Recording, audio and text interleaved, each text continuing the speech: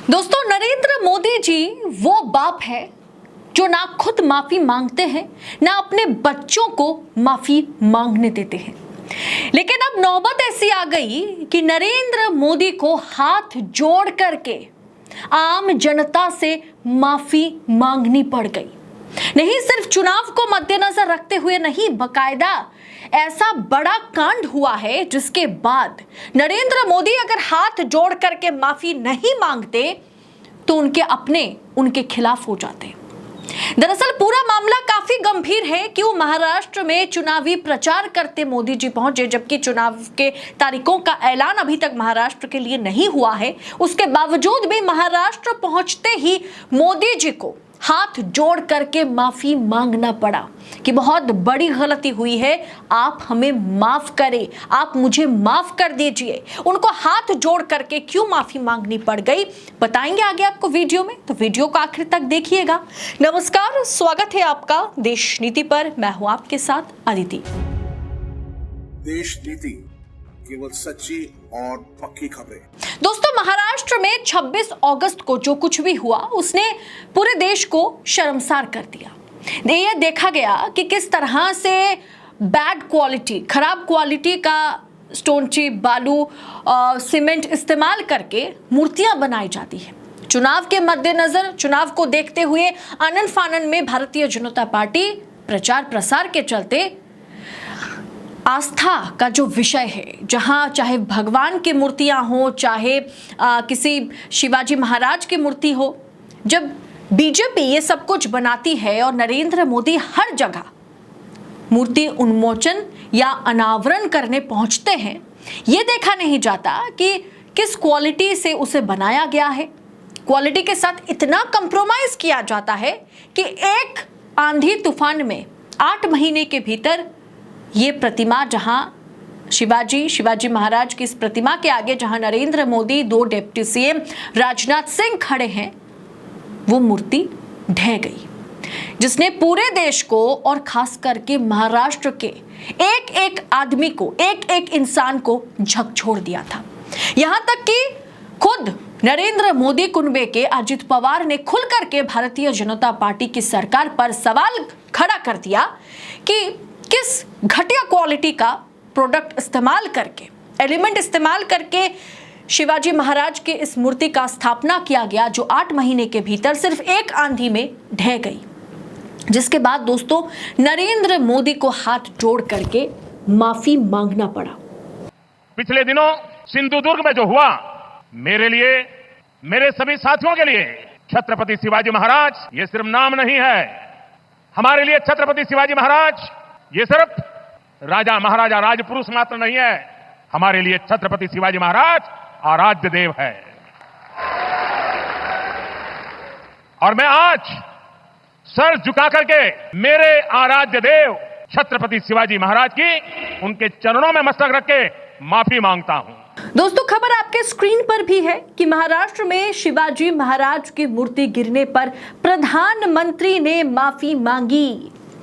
और दोस्तों, मोदी जी को माफी क्यों मांगनी पड़ी? मोदी जी तो वो पिताजी है ना, जो ना खुद माफी मांगते हैं, ना भारतीय जनता पार्टी के किसी भी कद्दावर नेता पर, किसी भी छोटे कार्यकर्ता पर क्यों ना आरोप लग जाए, उन्हें वो बचाने की कोशिश करते, उन्हें कभी माफी मांगने नहीं देते मोदी शाह। ऐसे में ऐसा क्या हो गया कि नरेंद्र मोदी को माफी मांगना पड़ गया? वजह चुनाव सिर्फ नहीं है दोस्तों, वजह है कि बीजेपी या नरेंद्र मोदी 240 पर है। मोदी जी महाराष्ट्र में गठबंधन की सरकार में सरकार चला रहे हैं। नरेंद्र मोदी एकनाथ शिंदे के तमाम विधायकों के सहारे और अजित पवार के 42 विधायकों के सहारे जो है महाराष्ट्र में सरकार बनाई है। इसी के चलते, क्योंकि सामने महाराष्ट्र में फिर विधानसभा का चुनाव है, 2019 के बाद 2024 में विधानसभा का चुनाव है, जिसको कहीं ना कहीं इलेक्शन कमीशन पर दबाव बना करके डेट को टाला गया, जो कि हमेशा से पिछले 3 बार हमने देखा। पिछले 15 सालों से हरियाणा और महाराष्ट्र का चुनाव हमेशा साथ होता रहा, लेकिन इस बार सर्वे को देखते हुए, इस बार जनता की मूड को टटोलते हुए इलेक्शन कमीशन पर राजीव कुमार पर यह प्रेशर बनाया गया, दबाव बनाया गया कि इस बार महाराष्ट्र का जो चुनाव है वो थोड़ा सा टाल दिया जाए, उसे थोड़ा सा पोस्टपोन कर दिया जाए, क्योंकि बीजेपी की पकड़ महाराष्ट्र में जो है खिसकती जा रही है। पकड़ उतनी मजबूत है नहीं पिछली बार की तुलना में। इस बार बहुत ही कम मजबूती के साथ बीजेपी चुनाव लड़ रही है। ऐसे में साथी अगर लाल आंखें दिखाए, अगर साथी कहे कि हमारे महाराष्ट्र में, हमारे गढ़ में, शिवाजी महाराज के गढ़ में अगर शिवाजी महाराज की मूर्ति का इस तरह से अपमान होता है, इतने लो क्वालिटी, इतना घटिया क्वालिटी का एलिमेंट्स इस्तेमाल करके इन मूर्तियों को बनाया जाता है जो 2 आधी या 1 आध आंधी में पूरी तरह से ढह जाती है, इसके चलते इसकी जिम्मेदारी जो है मोदी जी को या इसकी जिम्मेदारी बीजेपी सरकार को लेनी होगी, क्योंकि एकनाथ शिंदे और अजित पवार दोनों ही इस घटना से खुद को अलग करना चाहते थे। दोनों ही इसके लिए बीजेपी सरकार को, बीजेपी को जिम्मेदार मान रहे थे। ऐसे में मोदी जी के पास कोई दूसरा चारा नहीं रहा, क्योंकि अब वो क्रचेस के भरोसे, अब वो सहारे के बलबूते पर केंद्र में सरकार बना चुके हैं। इसीलिए उन्हें बहुत सोच समझकर और हर एक एनडीए के जितने भी सदस्य हैं, जितने भी उनके घटक दल हैं, सबके सलाह परामर्श से उन्हें चलना होगा। इसीलिए दोस्तों 3 महीने की सरकार बनी और उसके भीतर चार सिद्धांतों पर बीजेपी को, मोदी सरकार को बैकफुट पर आना पड़ गया।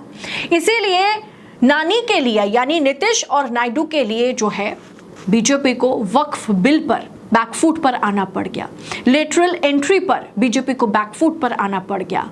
जातीय जनगणना को लेकर के बीजेपी पूरी तरह से अपने ही साथियों से घिर चुकी है। वहां की जनता जो है वो बीजेपी से नाराज ना हो जाए, नाखुश ना हो जाए, और साथ ही साथ अजित पवार और एकनाथ शिंदे को फिलहाल के लिए बीजेपी जो है महाराष्ट्र चुनाव के लिए ज्यादा इधर उधर करना चाह नहीं रही है।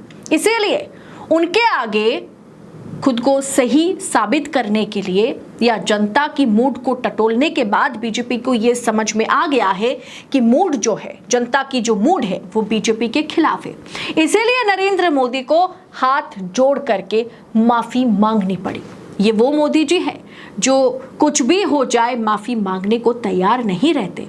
अब सोचिए कितने किसानों ने बलिदान दिया, कितने किसानों की शहादत के बाद जाकर के साल भर से ऊपर प्रोटेस्ट चलने के बाद नरेंद्र मोदी ने माना, वो भी ये नहीं माना कि हमसे गलती हो गई। उन्होंने ये कहा था कि मुझे किसानों को समझाने में, उनके भलाई के लिए मैं उन्हें समझा रहा था, लेकिन शायद उसमें कोई कमी रह गई होगी, इसीलिए मैं समझा नहीं पाया, इसीलिए मैं बिल को वापस लेता हूं।